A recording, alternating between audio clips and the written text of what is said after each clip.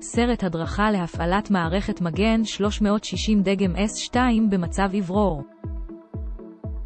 חשוב לדעת, המערכת מיועדת להגן על השוהים בממ"ד בעת התקפת אב"ח.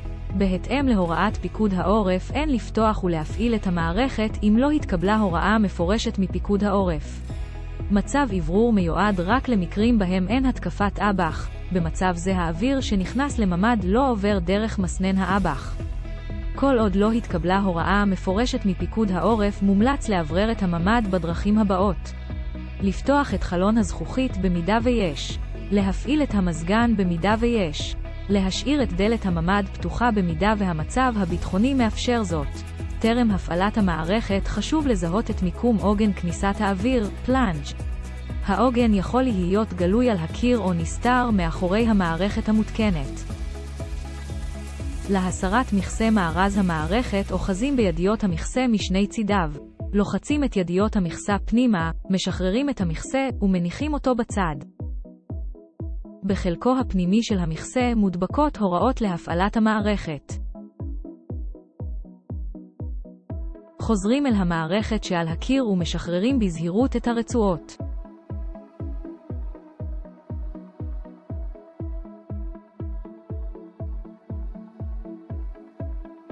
משחררים ומוציאים את המפוח הידני ואת הצינור האפור ומניחים בצד.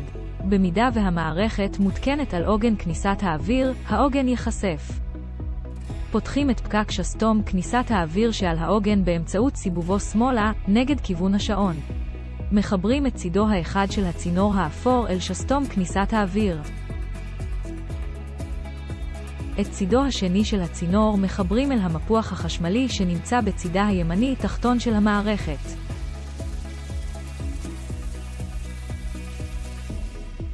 משחררים את רצועות כבל ההזנה החשמלי וספק הכוח ומוציאים אותם.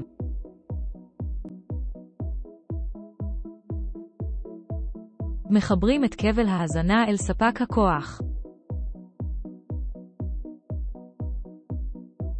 מחברים את הבננה אל המפוח ואת התקע אל השקע. לוחצים על המתג השחור להפעלה. רואים שהשבשבת שעל שסתום יציאת האוויר מסתובבת ונהנים מאוויר נקי.